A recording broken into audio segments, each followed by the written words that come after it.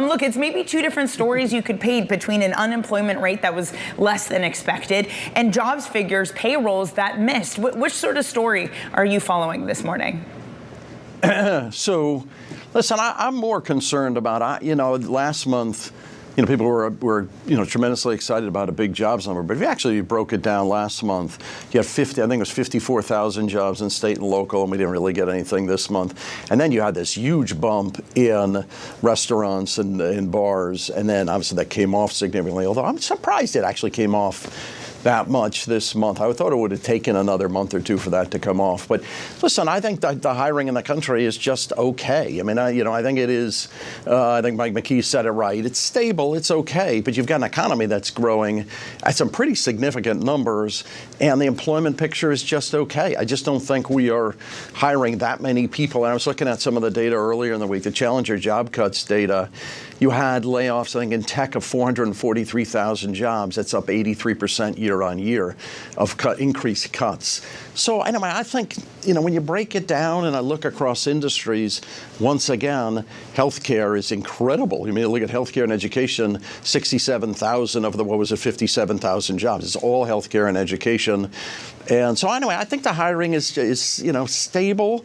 But I would say broadly unimpressive, and one man's opinion. That's part of why I don't really understand significant raises in interest rates relative to this. I think it's I think we're in an employment dynamic today that is just okay. And I'd say one thing about you saw that the hiring, maybe we don't have enough people because the labor force declined, but you've seen a persistent decline in average hourly earnings or wage or earnings data, and that doesn't suggest that companies are stressed about hiring people when you're not really seeing any significant wage growth. So anyway, one man's opinion: good economy, employment, just okay.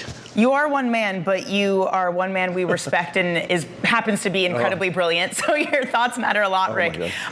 Okay, so you don't see any reason to hike based on this data, but it is at least data that should allow the Fed to hold, or do you go so far as to say with this data in hand, there is room for the Fed to be contemplating cuts this year? I mean, I don't think contemplating cuts, at the beginning of the or the next meeting or two, I think would certainly be enthusiastic, to say the least.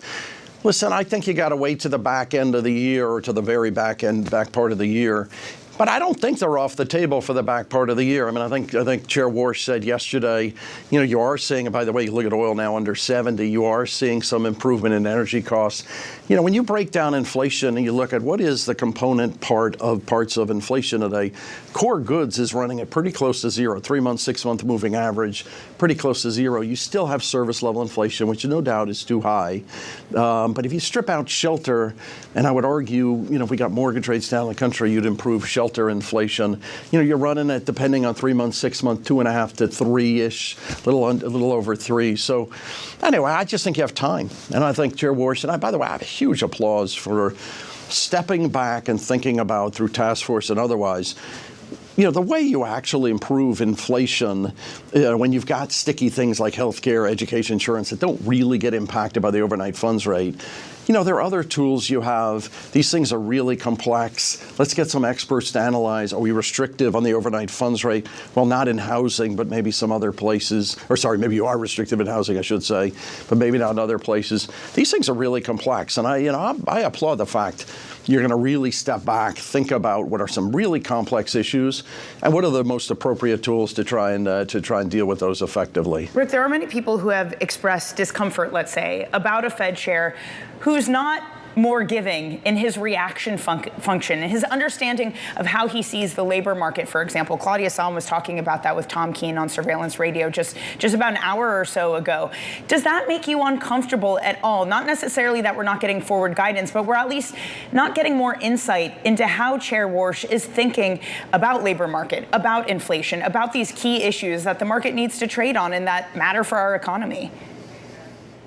And I really don't. I actually think, the way it was articulated, in the first press conference about, you want to see what the market's reaction function is to move to the dots. And by the way, if you look at historically, the forecast of the dots, particularly after you go out a quarter or so, not really very good. The fact that the markets have to pivot to those numbers or pivot to the Fed's reaction function, I actually don't think that's right. And I think there's a real elegance to, if you want to move, if you really want policy to be effective, you actually want to create change. You don't have to, particularly when you're easing, you don't have to be so prescriptive about that change. You actually want to create a little bit of energy and a little bit of surprise, because that's how you create economic and financial velocity. So, do you have at inflection points a little bit more volatility?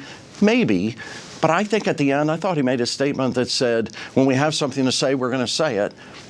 I like it. Like that to me is like, as long as you lay out the metrics, what are the benchmarks you're looking at, and then the markets can interpret those and make their decisions based on what those metrics and what your clear path of focus is versus the Fed having to tell you specifically, here's where we're going to go with it. Let's talk about the market reaction, Rick, because post-FOMC, it had been one of higher yields where the 10-year yield started to bump up against 5.5%. We back off of that this morning, 2-year yields declining 4 basis points.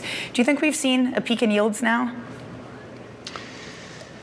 I will say one thing. I think I did a presentation that I said it's summertime, time to get serious. Although I go on a long weekend, and, I'm not sure everybody's as serious. But listen, I think these real rates are pretty interesting now. We're not adding a lot of interest rate exposure yet, but you're getting to the point where these real rates are pretty interesting, particularly if you think, which we do, that you'll see some abating of inflation. You're seeing that with energy costs, et cetera.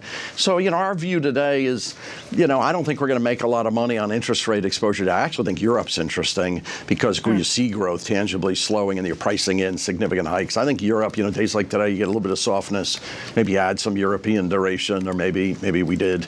I think that's more interesting. In the U.S., gosh, I think income. Like, let's just carry. And if you can keep your income up, you're in this amazing environment with these real rates and with some spread. You can create 6.5% yields or even a bit above that. And to me, that's a much better disposition than like, gosh, I think the Fed's going to cut, because they're clearly not going there anytime soon. Well, when it comes to Bank, year to date, your total return is certainly exceeding the ag, both in the U.S. and globally. That also stands if you take it out from a wider time horizon, too. I know you were also discussing on ETF IQ this idea that IG beta is less interesting to you. So where in this American market are you squeezing out the yield? There's a little bit of, I call it dynamic patience. There's, the new issue markets give you some opportunity. High yield is still, particularly Europe, like some of these spread markets, if you're a dollar investor, you swap back to dollars. European high yield, even European IG, is pretty attractive when you bring it back to dollars. And, in particular, if you believe Europe is going to have to reduce rates over time. EM gets you some yield, and there's some places to pick up some yield across emerging markets. Securitized markets, there's so many things to do in securitized markets around commercial, residential, non-agency, et cetera. So it's those areas. And, I think we're in one of those environments. You pick a little bit here, you pick a little bit there. There's yield everywhere. And I just find like where you get really tight trading levels like USIG, when there's a lot of supply coming, agency mortgages are just okay. We trade them around a lot, but I like clipping coupon in some of the high yield markets and then going global to get some of that yield. Hey, Rick, I hate to do this to you. I only got 30 seconds, but I would just love to get your thoughts. The pace of issuance for IG, already $1.1 trillion. Is that sustainable? It's a lot. And, the markets are blessed by huge pension demand, huge life or insurance demand, and you get a lot of cash. It's a lot that's coming. And part of why I don't think spreads are that interesting. You got to absorb a lot of that supply. My sense is, could you have a little bit of indigestion? Yeah, I think so. But there's still pretty immense demand to soak this up. So I don't think it'll be that interesting. But my sense is, it's not really that exciting to own it either.